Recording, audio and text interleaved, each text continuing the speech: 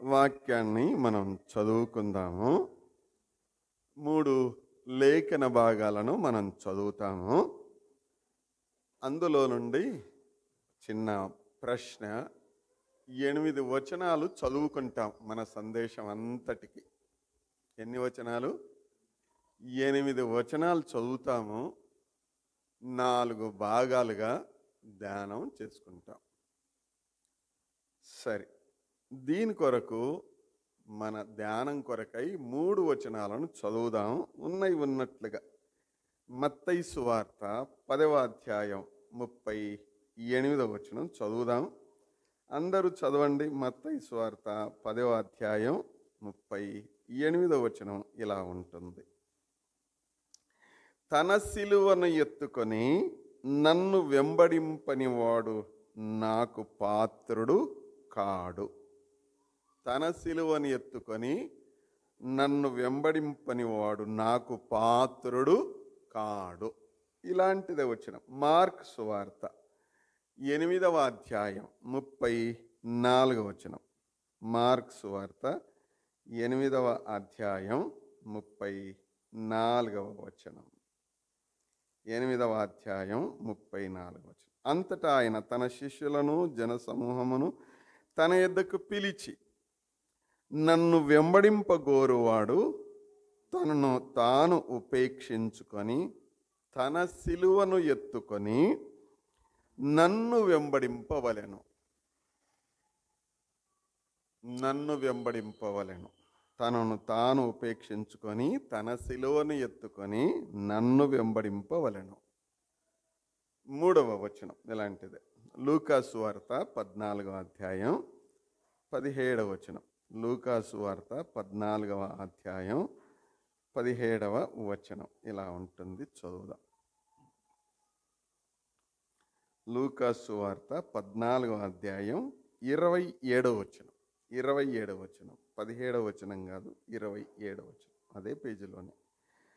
ఎవడైనను తన సిలువను మోసుకొని నన్ను వెంబడింపని ఎడల వాడు నా శిష్యుడు కానేరడు. మళ్ళీ చదువుదామా? 27వ వచనం. ఎవడైనను తన సిలువను మోసుకొని నన్ను వెంబడింపని ఎడల వాడు నా శిష్యుడు కానేరడు. ఇందులో నుండి మనము 2 మాటలను మనం చూస్తాము. నేను నా ప్రభువు చేసే పని, నేను చేయాల్సిన పని. ప్రభువు చేసిన పని, నేను చేయాల్సిన పని. ఈ వచనాలలో మనం ఏం చదువుతున్నామనంటే సిలువను గురించి చూస్తూ ఉన్నాం. అంతేనా? ప్రతి వచనంలో సిలువను గురించి మనం చూస్తూ ఉన్నాం. నన్ను వెంబడించాలి అంటే తన సిలువను ఎత్తుకొని నన్ను వెంబడించాలి.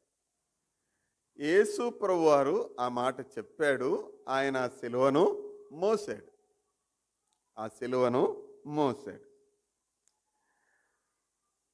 ప్రభువారి యొక్క సిలువ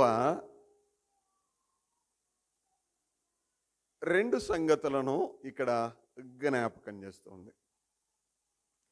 ఒకటి, నా పాపముల నుండి రక్షించబడి తిని అనేటువంటిది ఒకటి. రెండవది, నా నుండి రక్షించబడితని అనేటువంటి తర్వాత జ్ఞాపకం చేస్తాను. వినండి. ఇప్పుడొక ప్రశ్న. నీ కొరకు ప్రభు చనిపోయినాడు అనే నమ్మకం ఉందా? ఎప్పుడు అడుగుతారు ఈ ప్రశ్న? బాప్తిస్మం అప్పుడు. అవునా? రైట్. ఏమ్మా, చనిపోయినాడని నమ్మకం ఉందా? పలకరేంద్ర ఎవరు? చనిపోయినాడా లేదా? ఆ డోర్ కాడ కూర్చున్నెళ్ళు, అవతల యువతల. ఏమ్మా, బయట నెల్లు, శంకరేనిపల్లె ప్రాతకొట అన్నళ్ళు. చనిపోయినాడని నమ్మకం ఉందా? స్థానికంగా పెద్దలు, సహోదరులు, ప్రభువారు నీ కొరకు చనిపోయినాడని నీకు నమ్మకం ఉంటే, అట్లంటే నీవిచ్చిన సాక్ష్యమును బట్టి ఏం చేసినాము? బాప్తిసం తీసుకున్నారు. సరే, మొదటి సంగతి, 2 విషయాలను ఇందులో నుండి మనం చూస్తాము. నా కొరకు ప్రభువు చనిపోయాడు అనేటువంటిది ఒకటి. అది ప్రవర్తనకు సంబంధించింది. నా ప్రవర్తన ఇది, పాపభూయిష్టమైన నా ప్రవర్తన ఇది. నా పాపాల కొరకు ప్రభువు చనిపోయాడు. రైట్. రెండవది ఏంటంటే, నాకు నేనుగా, నా నుండి నేను రక్షించబడ్డాను. చాలాసార్లు ప్రభువారు చేసిన కార్యం మన వరకు సరిపోతుంది. మనమే మనం చేసే కార్యాలను బట్టి ప్రభువుకు దూరం అవుతున్నాం. చదువుదాం, ఒక్క వచనం చదివి ధ్యానం చేద్దాం. మొదటి మాట, మన కోసము సిలువ వేయబడెను. క్రీస్తు మన కొరకు సిలువ వేయబడెను. 1 కొరింథీ పత్రిక 1వ అధ్యాయం 23వ వచనాన్ని చదువుదాం. చూడండి, కొరింథీలకు రాయబడిన 1వ పత్రిక 1వ అధ్యాయం 23వ వచనం. 23వ వచనం, అయితే మేము సిలువ వేయబడిన క్రీస్తును ప్రకటించుచున్నాము. యేసు ప్రభువారు ఎవరి కొరకు సిలువ వేయబడినాడు అని అంటే, మన కొరకు సిలువ వేయబడినాడు. చాలా సంగతులను మనం చదువుతాం. సరేనా? జాగ్రత్తగా వినండి. యేసు ప్రభువారు నీ కొరకు సిలువ వేయబడినాడు. మళ్ళీ నాకెళ్ళి చూడండి. సరేనా? అవునా? అవునా కాదా? గట్టిగా చెప్పరి, తలకాయ ఊపరి కొంచెం. యేసు ప్రభువారు నీ కొరకు, నా కొరకు సిలువ వేయబడినాడు. గత దినమంతా కూడా ఈ మాటలు సిద్ధపరచడానికి నాకు ఒక రకమైన భయం. రాత్రి కూడా, ప్రభువా ఈ సందేశం ఇచ్చినావు, నాకు కావాల్సిన సహాయం దయచేయనేనని చాలాసేపు కిందపడి మీదపడి ఏడ్చుకుంటూ చాలా సమయాన్ని ప్రభు సన్నిధిలో గడపాల్సి వచ్చింది. యేసు ప్రభువారు నా కొరకు చనిపోయాడు. అట్లంటే మరి నీ వంతుగా నీవేం చేయాలి? యేసు ప్రభువారు సిలువలో ఎప్పుడు కూడా 2 కార్యాలు ఉంటాయి. సిలువలో ఎప్పుడు కూడా 2 కార్యాలు ఉంటాయి. ఒకటి, క్రీస్తు ప్రభువారు నా కొరకు చనిపోయాడు. ఇది అందరికీ తెలిసినటువంటిది. మీరు రాసుకునే పని అయితే ఇట్లా రాసుకోనండి. యువతల పక్కన క్రీస్తు నా కొరకు, యువతల పక్కన నేను క్రీస్తు కొరకు, అట్లా రాసుకోండి, ఈజీగా ఉంటుంది. గలతీ పత్రిక 2వ అధ్యాయం 20వ వచనాన్ని చదువుదాం. చూడండి, గలతీ పత్రిక 2వ అధ్యాయం 20వ వచనం ఎలా ఉంటుంది? నేను క్రీస్తుతో కూడా ఏముంది? సిలువ వేయబడి ఉన్నాను. సిలువ ఎప్పుడూ కూడా, యేసు ప్రభువారి సిలువ మరణం నీ కొరకు, నీవు ప్రభువు కొరకు. ఈ సిలువ, యేసు ప్రభువారు కల్వరి సిలువలో ఉన్నాడు అని అంటే ఆ ప్లేసులో నీవు ఉన్నావు అని అర్థం. అర్థమైందా? యేసు ప్రభువారు నా కొరకు సిలువ వేయబడినాడు అని అంటే అదే సిలువలో నీవు కూడా ఉన్నావు అని అర్థం. అయితే డిక్లరేషన్, నా పాపముల కొరకు యేసు ప్రభువారు చనిపోయినాడు అనేటువంటిది వాస్తవమైతే, నీ బ్రతుకులో, నా బ్రతుకులో నేను యేసు ప్రభువుతో పాటుగా సిలువ వేయబడినాను అన్న డిక్లరేషన్ నీ నుండి అవసరం. అర్థమైందా? నీవు సిలువ వేయబడ్డావా అనేటువంటిదే కావాల్సినటువంటిది. సిలువ వేయబడినటువంటి ప్రభువారిని మనం చూస్తాం. ఆయన మన కొరకు, నీ కొరకు, నా కొరకు మౌని ఆయను.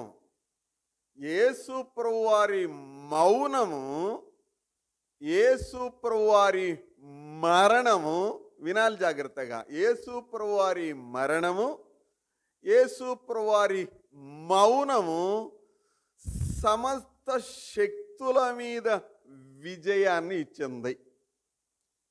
అర్థమైందా? యేసు ప్రభువారి మరణము, మౌనము సమస్త శక్తుల మీద విజయాన్ని ఇచ్చింది.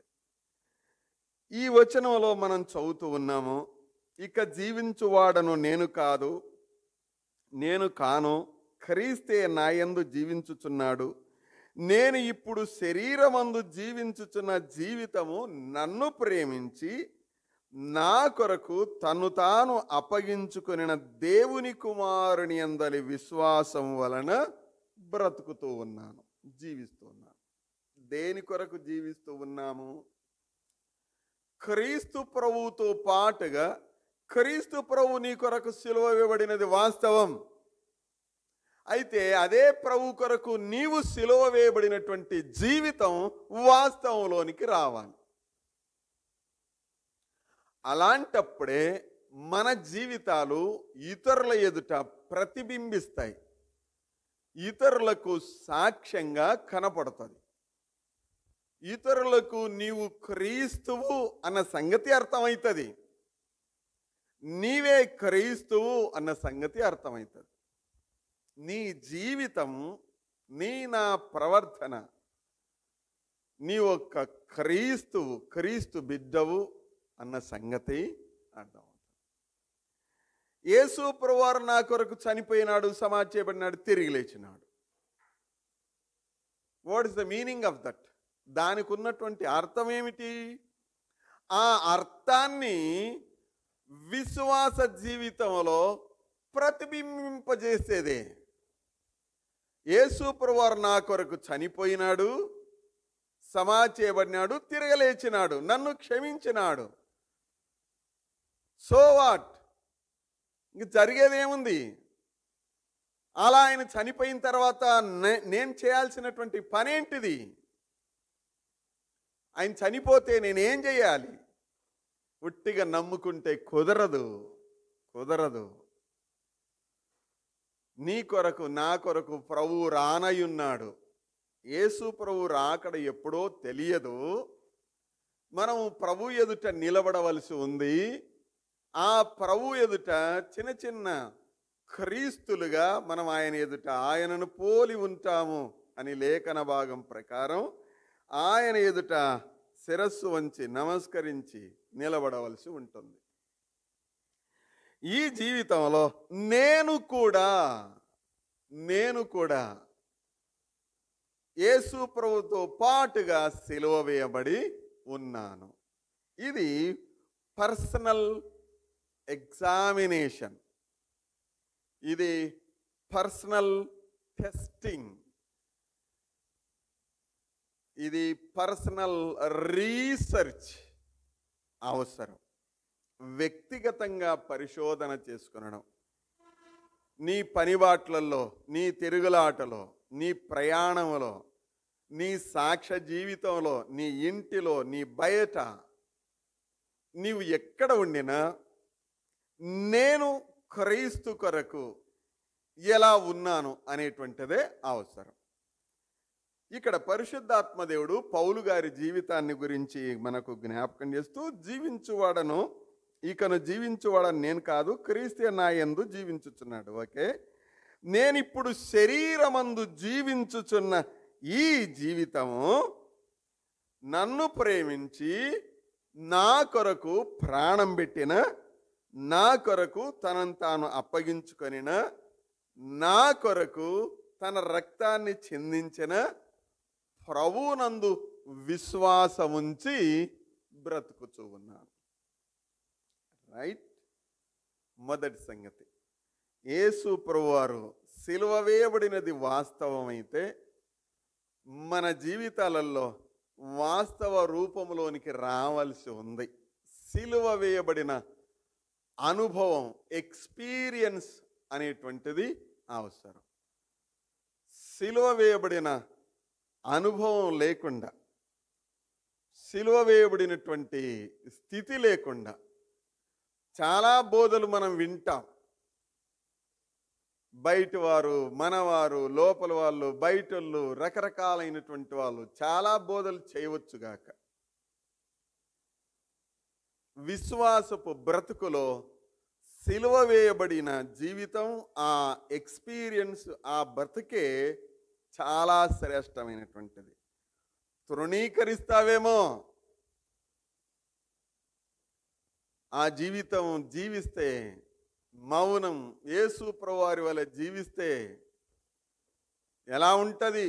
నాకు పేరు ఉండదు, నాకు మర్యాద ఉండదు, నాకు మంచి ఫేమ్ ఉండదు, మంచి హోదా ఉండదు అనుకుంటే ప్రియులారా, యేసు ప్రభువారు ఏమంటాడు? అలాంటి వాడు నా శిష్యుడు కానేరడు. ఈ వచనం చదివినప్పుడు భయమైంది. ఆయన శిష్యులైన ప్రతివారు కూడా ఏమయ్యారో తెలుసునా? క్రీస్తు కొరకు బ్రతికారు. నెంబర్ 1. నెంబర్ 2, క్రీస్తు కొరకు చనిపోయారు. తమ ప్రాణాన్ని ఇచ్చారు. క్రీస్తు కొరకు బ్రతికారు, క్రీస్తు కొరకు. వారి కుటుంబాలు లేవా? ఉన్నాయి. వారికి సంసార జీవితం లేదా? ఉంది. వారికి వ్యక్తిగతమైనటువంటి పనులు లేవా? ఉన్నాయి. దేవుడు వారిని ఎన్నుకోలేదా? ఎన్నుకున్నాడు. అదే సందర్భాన వారు తమ జీవితాలను ప్రభు కొరకై తమ ప్రయాణాలలో ముందుకు సాగుతూ తమ ప్రాణాన్ని అర్పించారు. మొదటి సంగతి, సిలువ వేయబడినావా? ఇది నేను నా అనే స్థితి నుండి రక్షించబడ్డాను. నేను నా అనేటువంటి అహం ఉంటుంది. నేను కొందరికి ఏం భయపడతారో, ఒంటికి పడుతుంది వాడిని చూస్తే అని అంటుంటారు చూడండి, అట్ట భయపడుతుంటారు. దేవుని పిల్లలుగా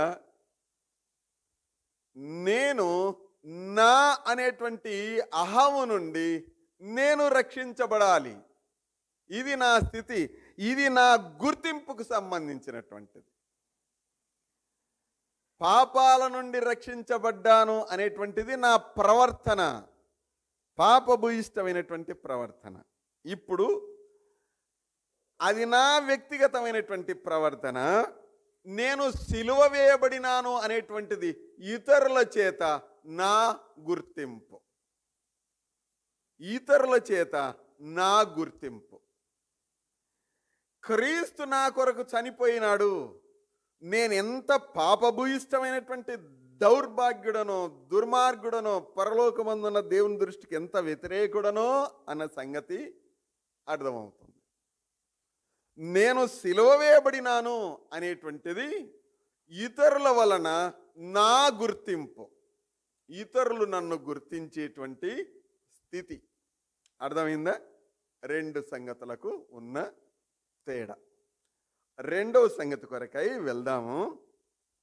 2వ సంగతి సమయానుకూలంగా చాలా సంగతులు ఉండినా ఒక్కొక్క సంగతినే మనం చూడని ఉన్నాం. 2వది, క్రీస్తు మన కోసం చనిపోయాడు. నమ్ముతారా? నీ కొరకు అమ్మా వినాలి, వచ్చేదే వారానికి ఒకసారి వినండి. క్రీస్తు నీ కొరకు చనిపోయాడు.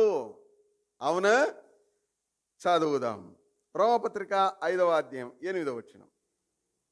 రోమపత్రిక 5వ అధ్యాయం 8వ వచనం. అయితే దేవుడు మన ఎడల తన ప్రేమను వెల్లడిపరుచున్నాడు. ఎట్లనగా మనం ఇంకను పాపులమై ఉండగానే క్రీస్తు మన కొరకు చనిపోయాడు. మంచి ఎందుకొరకు? అది నీ ప్రవర్తన, నీ ప్రవర్తన నా ప్రవర్తన ద్వారా యేసు ప్రభువారిని చంపాం. అంతే. అది పాపభూయిష్టమైనటువంటి ప్రవర్తన. మొదటిది సిలువ వేయబడుట, 2వది మరణము. నేను చాలా చిన్నగా రాసుకున్నాను, ఇంతే. మీరు వినబోయేటువంటిది ఇంతే సంగతులే. 2వది సిలువ, చనిపోయాడు అనమాట, ఆయన మరణం. ఆయన చనిపోయినట్లయితే, నీ కొరకు చనిపోయినట్లయితే నీ గుర్తింపు ఇతలో క్రీస్తులో, నేను క్రీస్తు కొరకు. 6వ అధ్యాయం 8వ వచనం, అదే రోమపత్రిక 6వ అధ్యాయం 8వ వచనం. 6వ అధ్యాయం 8వ వచనం ఏముంది చూడండి ఒకసారి.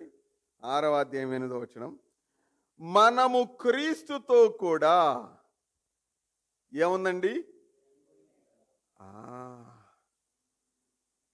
ఇది నా ప్రవర్తనకు సంబంధించింది. నా ప్రవర్తన అనేటువంటిది ఇతరుల గుర్తింపు. మొదటిది, నా ప్రవర్తన పాపభూయిష్టమైనటువంటిది, నా కొరకు చనిపోయాడు. రెండవది, నా గుర్తింపుకు సంబంధించినది. ఏది నా గుర్తింపు? క్రీస్తు కొరకు వీడు చచ్చిపోయాడు, క్రీస్తు కొరకు ఈమె చచ్చిపోయింది. ఇంటికాడ అంట్లో లేకపోతే ఇంట్లో వంటలో లేకపోతే ఏంటన్నా ఉంటాయి కదా, అలాంటి పరిస్థితులలో అర్థమవుతుంది కొందరి సంభాషణ. పొద్దుమూకులు తెల్లాళ్ళు మారతక్క లెక్కనన్న పనిచేస్తారు, కష్టపడతారు.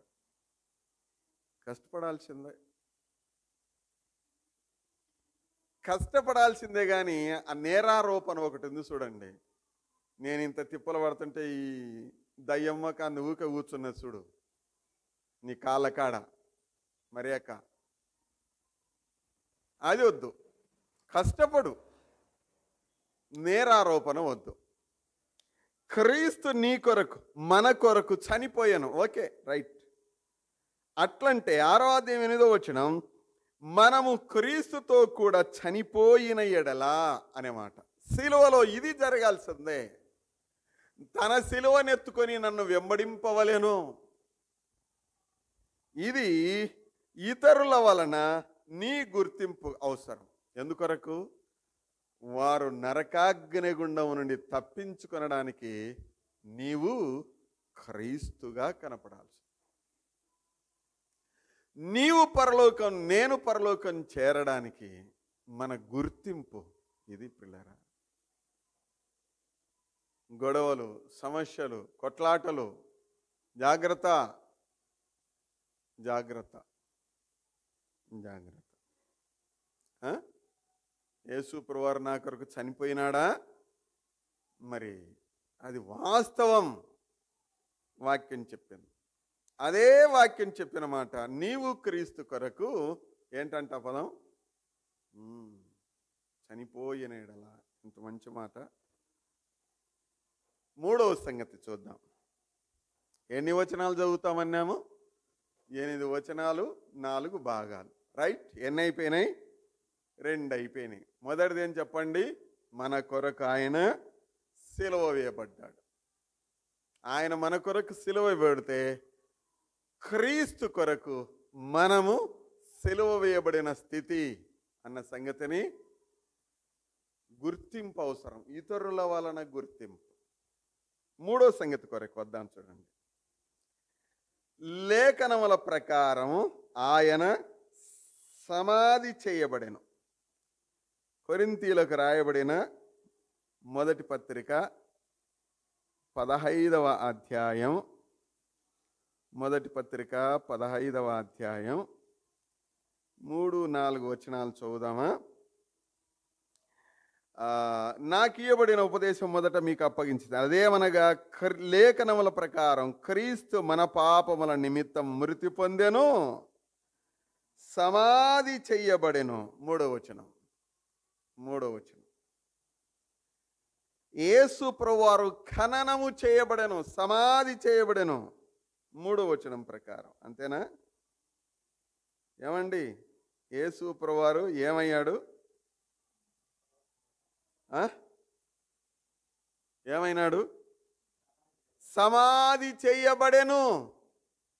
సమాధి చేయబడెను. లేఖనముల ప్రకారం సమాధి చేయబడెను. యేసు ప్రభువారు సమాధి చేయబడినది వాస్తవం. అట్లంటే నెక్స్ట్ ఏం కావాలా? 6:4 రోమపత్రిక 6వ అధ్యాయం 4వ వచనం. ఏం చదువుతూ ఉన్నాము? 6వ అధ్యాయం 4వ వచనం.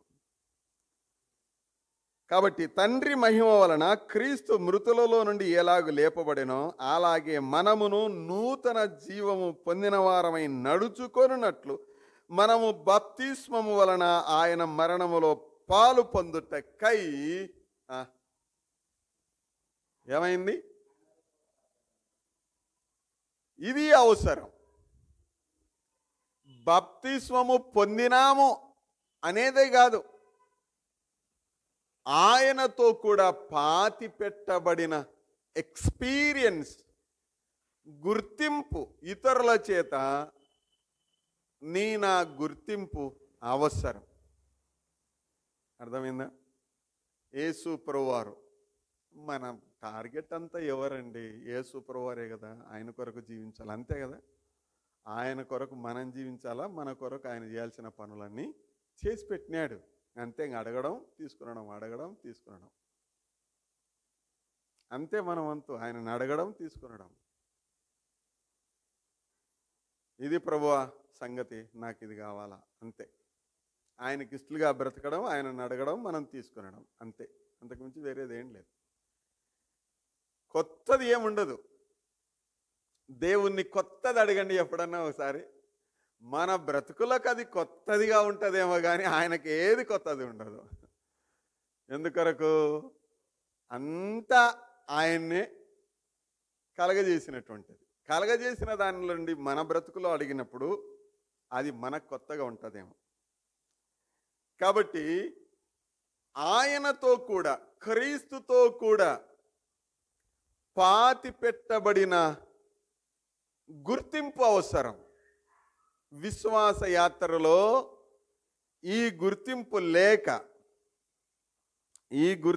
లేక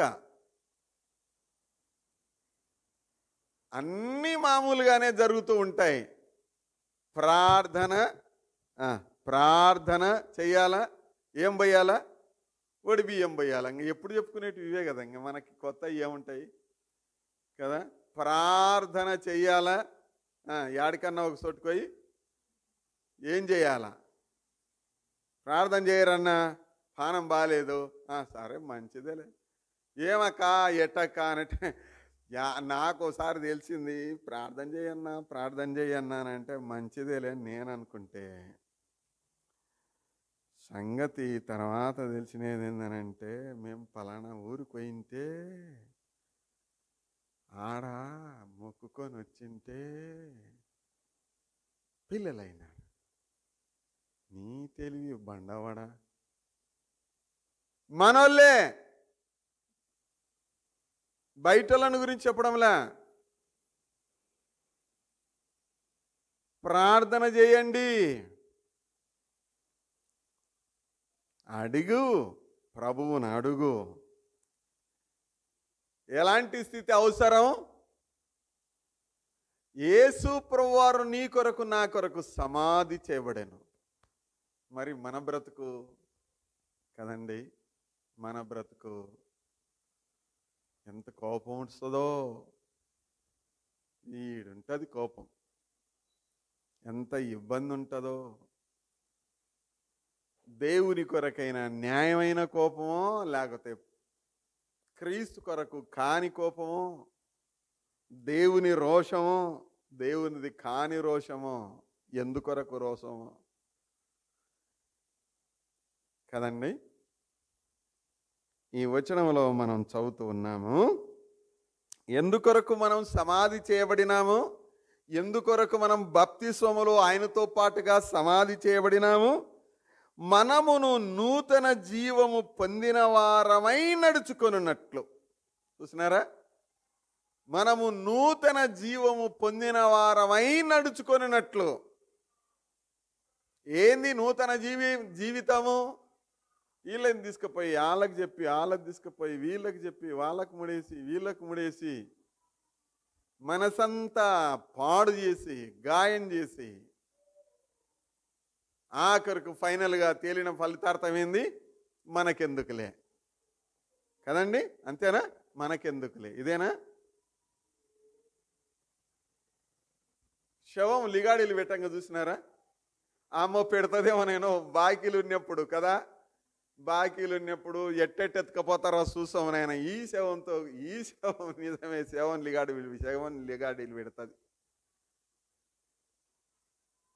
యేసు ప్రభు వారి కొరకై చనిపోయినటువంటి నీ జీవితం, నా జీవితంలో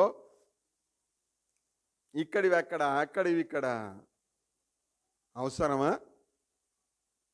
మరణము అనేటువంటి ఎక్స్పీరియన్స్లో మనము నూతన జీవము, ఇక్కడ ఉన్నటువంటి మాట నూతన బతుకు కాదు, నూతన జీవము పొందిన వారమై.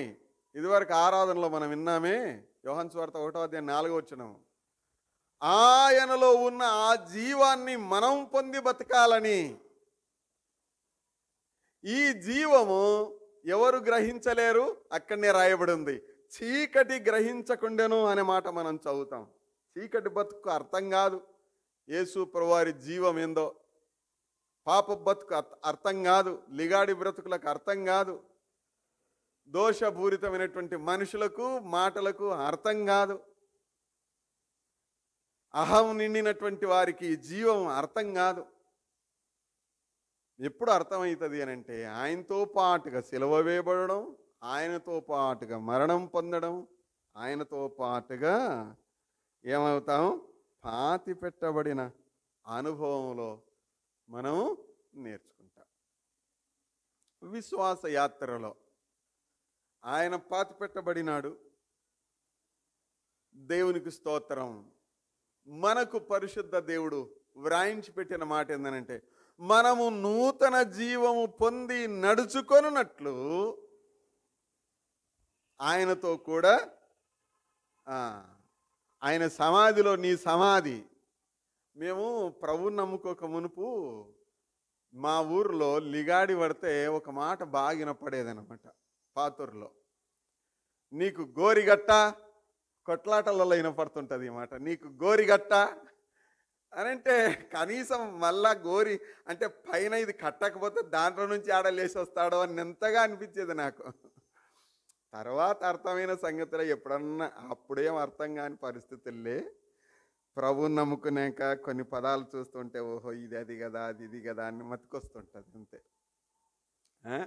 నీకు గోరిగట్ట అనే పదం కట్టకపోతే మళ్ళీ ఆడలేసి వస్తాడు, అమ్మను కూడా లేపుకొని దువ్వుకొని లేసి వస్తాడని, అది ఎట్లనో కానీ మొత్తానికైతే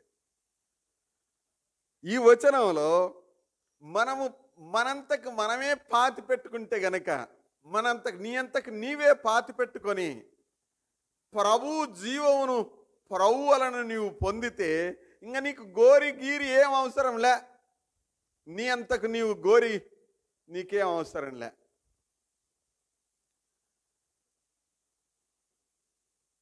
లేదు అనంటే ఇంకా గోరి కట్టాల్సిందే.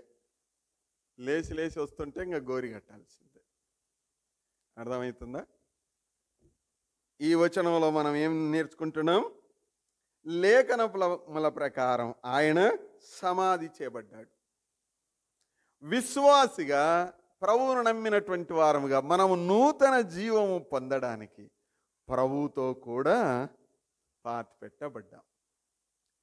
ఇది నీ గుర్తింపు, యువర్ ఐడెంటిటీ ఇన్ క్రైస్ట్. క్రీస్తులో మన గుర్తింపు. రైట్. నాలుగవ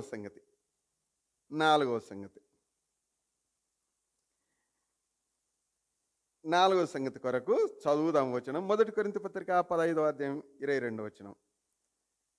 అమ్మా, యేసు ప్రభువారు సమాధి చేయబడి తిరిగి లేచాడని నమ్ముతావా అని అంట. నమ్ముతానన్నా. పునరుత్థానం. 4వ సంగతి పునరుత్థానం. 15:22 చదువుదామా? ఆదామునందు అందరూ ఎలాగు మృతి పొందుచున్నారో అలాగుననే క్రీస్తునందు అందరూ ఏమవుతారు? బ్రతికింపబడుదురు. పై 3 సంగతులు జరిగితేనే కిందిది లాస్ట్ సంగతి జరిగేది. అర్థమైందా? రైతు విత్తనాలు కొని దానికి పూజ చేసుకుంటా ఎన్నేళ్ళు పెట్టినా ఏండ్లు పెట్టడానికి కుదరదు కదా. ఒక కాపు విత్తనాలు ఇంకొక కాపు కల్లా పని చేయవని పక్క తీసేస్తారు, అవి ఎంత ఖరీదన్నా కానీ. ఆ విత్తనాన్ని తెచ్చుకొని ఇంట్లో మొక్కుకుంటే ఏం కూర్చోడు. చాలా ఖరీదు పెట్టినా ఏందనుకో ఇంటి విత్తనాలు ఏం కొంచెమా పడి ఒకసారి ఎంత మినుములో ఏందో ఒక ఆయన అడిగిన 1000 రూపాయలు కొన్నాడంట, 1000 రూపాయలు పెట్టి మినుములు. మరి మినుములని ఏందో మొత్తానికైతే 1000 రూపాయలు పెట్టి కొన్నానన్న పడి లేవని పోతే ఇంక వాళ్ళు మరీ మామూలుగా అయితే 700కి ఇవ్వాలా 650 అట్టి ఇవ్వాలా, కానీ 1000 రూపాయలు తీసుకున్నారన్న వాళ్ళు అని అన్నాడు. ఓయమ్మ 1000 రూపాయలు పెట్టి కొన్నా 650 పెట్టి కొన్నానని ఇంట్లో ఏం పెట్టుకోడు కదా, ఇంట్లో ఏం పెట్టుకోడుగా, నేలలో వేస్తేనే దాని ఫలితం. కాబట్టి మనం ఏం చదువుతూ ఉన్నాము? క్రీస్తునందు అందరూ బ్రతికింపబడుదురు. చస్తేనే బ్రతికింపబడుదురు అనే దానికి విలువ ఉండేది, లేకపోతే విలువ ఉండదు కదా. కొందరు బతుకుతున్నాయి కానీ ఏమంటారు, వాడు బతుకుతున్నాడు, వాడు బతుకు బతుకు అది కూడా బతికేనంటావా అని అంటుంటారు. సహజంగా బయట మనం వింటుంటాం కదా. విశ్వాస జీవితంలో ఆదామునందు అందరూ ఎలాగో మృతి పొందుతున్నారో అలాగుననే క్రీస్తునందు అందరూ ఏమవుతారు? గొప్ప నిరీక్షణ కదా. దేవునికి స్తోత్రం చెల్లించాలి. యేసు ప్రభువును నమ్మి బాప్తీసం పొందినటువంటి వారు, నా కొరకు చనిపోయి సమాధి చేయబడి మరణం సిలువ వేయబడి సమాధి చేయబడి తిరిగి లేచినటువంటి ప్రభువునందు విశ్వాసం ఉంచుతున్నాను అని బ్రతికేటువంటి ఈ బ్రతుకు యేసు ప్రభువారి సిలువ నా కొరకు. ఇప్పుడు ఎవడెవడు నన్ను వెంబడించాలనుకుంటున్నాడో వాడు తన సిలువని ఎత్తుకొని నన్ను వెంబడింపవలెను. నీ సిలువ, నీ శ్రమ, నీ కష్టం, నీ సిలువ క్రీస్తుతో పాటుగా సిలువ వేయబడడం, క్రీస్తుతో పాటుగా చనిపోవడం, క్రీస్తుతో పాటుగా ఖననము చేయబడడం.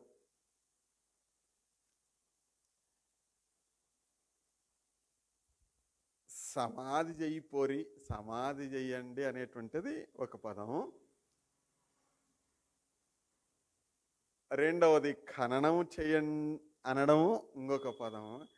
ఎత్తుకపాయి ఆడవారేక ఏం చేస్తారు అనేది కూడా సమాధి చేయడమే. అంతేనా? ఈ పదం ఒక చిన్న పాప విషయంలో నేను నా భార్య విన్నాం చాలా ఏళ్ళ క్రితం. ఆ పిల్ల ఏడ బతుకుతుంది, ఇంకా తీసుకుపోయి పారైపోయారు. అక్కడ పారైపోయారంటే ఏమని అర్థం? ఆ పిల్ల బతకాలని నేను ఆమె రాత్రంతా చాలా తిప్పలు పడ్డాం. ఇంకా చూసినటువంటి పెద్ద వయసు వాళ్ళందరూ ఆ పిల్లాడ బతుకుదా పారైపోయి మొత్తానికి బతికి ఏదో చిన్న ఉద్యోగం చేస్తుందిలేండి. అంటే నేను ఎందుకు చెప్తున్నానంటే సమాధి అనే దానికి ఈ మాట.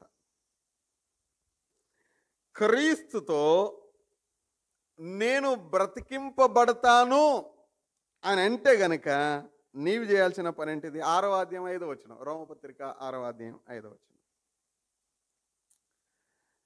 ఆయన మరణం యొక్క సాదృశ్యమందు ఆయన యందు ఐక్యము గలవారమైన ఎడల, ఆయన పునరుత్థానం యొక్క సాదృశ్యమునందును ఆయనతో ఐక్యము గలవారమై, ఇది నీ గుర్తింపు విశ్వాసిగా. ఏంటిది నీ గుర్తింపు? నేను తిరిగి లేస్తాను. యేసు ప్రభువారు తిరిగి లేచాడు, నా కొరకు లేచాడు. మరి నీవు లేయొద్దా? అంతేనా? దానిలోనే మనం కూడా లేయాల్సిందే. ఎక్కడి నుంచి? కుర్చీలో నుంచి కాదు. ఈ నుంచి లేనిక ఇబ్బంది అవుతుంది నైనా అని అంటే, లేదులే సార్, ఆడ వెనుక కూడా అన్నలో కూర్చొనిక కుర్చీలు బాగలేవు, ఆడోటి పెద్ద కుర్చీ ఒకటి, నీకోటి కుర్చీ తీసుకుందాం లేదు సార్ అన్నాడు తమ్ముడు. మనం దీంట్లో నుంచి లేనికనే ఇబ్బంది పడతాం. కానీ లేసేది ఎక్కడి నుంచి అంట? సమాధిలో నుండి. ఆహా, యేసు ప్రభువారు ఎంత మంచి దేవుడు. ఆయన మన జీవితాలకు అనుగ్రహించిన ఎంత గొప్ప కృప ప్రియులారా.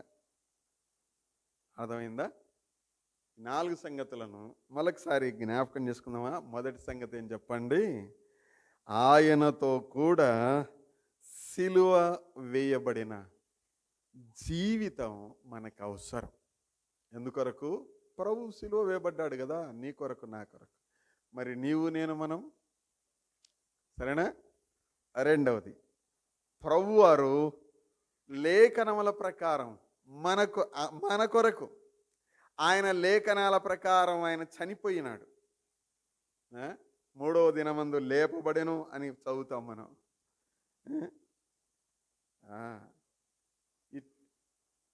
లేపబడెను. మరి మన జీవితాలలో ఆయన లేఖనముల ప్రకారం సమాధి చేయబడ్డాడు. మన జీవితం, మన గుర్తింపు సమాధి చేయబడిన జీవితం అవసరం. రోషం, క్యాసం అంటుంటారు చూడండి, ఇవేమన్నా ఉంటే ప్రభు కొరకు పెట్టుకుందాం. ఎన్ని అధ్యాయాలు చదివినవరా నువ్వు ఈరోజు అనుకొని ఎప్పుడన్నా అడుగుకున్నారా మీరు? ఈరోజు ఎంతసేపు ప్రార్థన చేసినావు అక్క, అన్న, నీవు అని అడుగుకున్నారా? దీనికి రోషం రాని, ఏం లేకుండా అంతది నువ్వే గుట్ట కొట్టుకున్నావు, అది పక్కన వారేరి, అంతా నీవే మింగినవే. తిండి గొట్లాడే కాకండి, బట్టలకు గొట్లాడే కాకండి. దీనిలకు కాదు రోషం ఉండాల్సినది, దీనిలకు కాదు పట్టుదల ఉండాల్సినది. ప్రభు కొరకు పట్టుదల అవసరం. ఎందుకొరకు? ఆశీర్వదించేవాడు ఎవరు చెప్పండి? ఎవరు ఆశీర్వాదం ఇచ్చేది? మన పట్టుదలలో ఆశీర్వాదం ఇస్తే ఇయ్యకపోతే కానీ అంటామా మనమేమన్నా? అవుతుందే? మనమైతే ఏమరా ఇచ్చావో అని అంటామేమో. దేవుడు ఆశీర్వదించేవాడు, దేవుడు ఆయుష్ ఇచ్చేవాడు, యేసు ప్రభువారు ఆరోగ్యం ఇచ్చేవాడు. యేసు ప్రభు నుండి అన్ని పొందాల. ఆయన నీకైనా నాకైనా ఇచ్చేవాడు. నీవు నామనాం బతుకుంటూ, నేను నామనాం బతుకుంటూ ఎంతసేపు అని మొత్తుకోవాలి? నీకు అర్థమైతే లేదా అని అంటే ఏం అర్థమవుతుంది? మనకు అర్థం కాక ఆయన మీద మొత్తుకుంటావేమో. ఒక సూత్రం చెప్పనా? అడగక మునిపే ఆయనకు తెలుసు అన్న సంగతి అర్థమవుతుందే మనకు? అడగక మునిపే ఆయనకు తెలుసు అని అంటే ఆ స్టేజ్కి మనం బతకాలని అర్థం. ఆ స్థాయికి మనం బతికితే ఇచ్చేస్తుంటాం. 10-12 ఏళ్ళ అమ్మాయికి వేసుకోయే ఈ గౌన్ అని 1 సంవత్సరంలో 6 నెలలది ఇచ్చినా మనకు వేసుకుంటుంది. అసలు మనం ఇస్తామా చెప్పండి? మనం ఇవ్వం కదా కదా, తెలుసు మనకు. ఆ స్టేజ్కి మనం బతుకుతూ ఉండాలంతే. బతుకుతూ ఉంటే ప్రభు ఇస్తాడు. అది చాలా గొప్ప అనుభవం. మీరు అడగక మునిపే ఆయనకు తెలుసు, అడగండి అని చెప్పాడు. కాబట్టి దేవుని పిల్లలుగా సిలువ వేయబడినటువంటి జీవితం, సమాధి చేయబడినటువంటి జీవితం మనకు అవసరం అండి.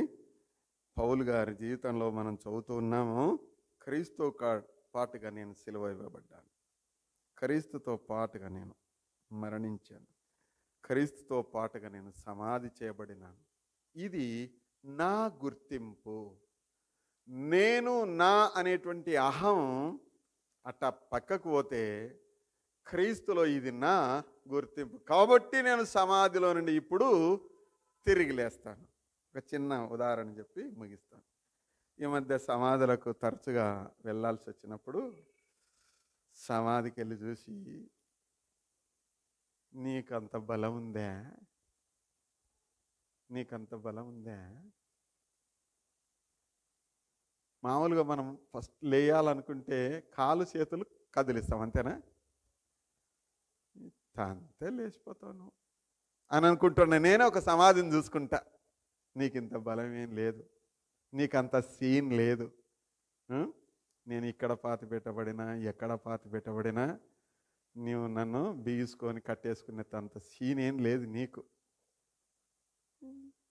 ఓకే ఉన్నావు నువ్వు అని నాకు నేను కానీ సమాధితో మాట్లాడుకున్నాను అనమాట.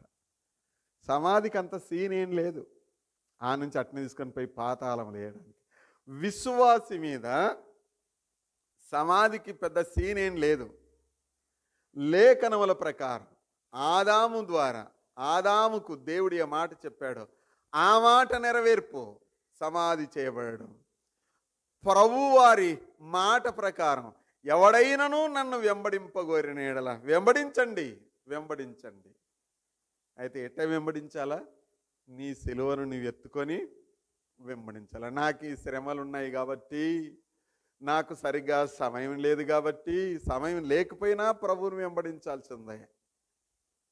కొందరిని ఇండ్ల కాడికి పోయి కొడదామా అనిపిస్తుంది, కానీ అంత వాక్యానుసారం కాదు కదా అనిపిస్తుంది. మళ్ళీ ఊకే కూర్చుంటారు, ఏం చేస్తుంటారు ఏం అర్థమే కాదు. దేవుని పిల్లలుగా, దేవుని బిడ్డలుగా నా జీవితంలో నేను నా బతుకు ఇది అని నాకు అర్థమైనప్పుడు, ప్రభువా నేను నీ కొరకు జీవిస్తాను నాయన అని అనుకొనడమే తప్ప, నా ప్రవర్తన అనేటువంటిది బయటికి వస్తే నా గుర్తింపు అనేటువంటిది పాడు అవుతుంది. అంతేనా?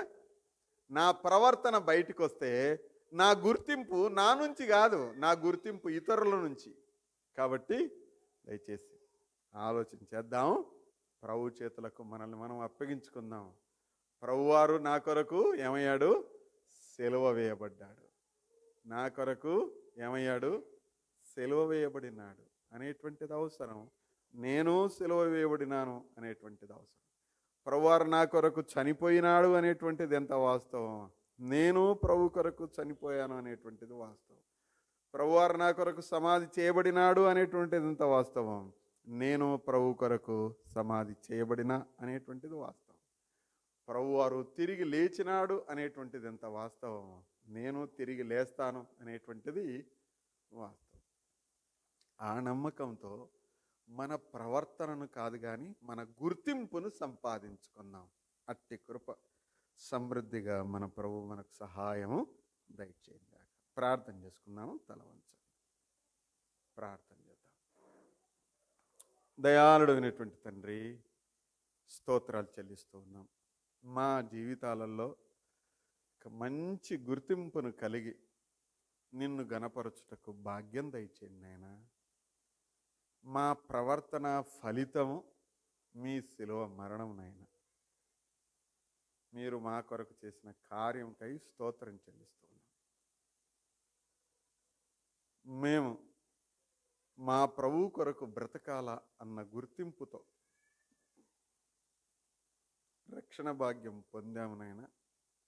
మీ ప్రియకుమారుని ప్రశస్తమైనటువంటి రక్తంలో మీరు మాకు ఇచ్చిన విడుదల, సహాయము, భద్రత, నడుపుదల, వీటన్నిటి కొరకై స్తోత్రం.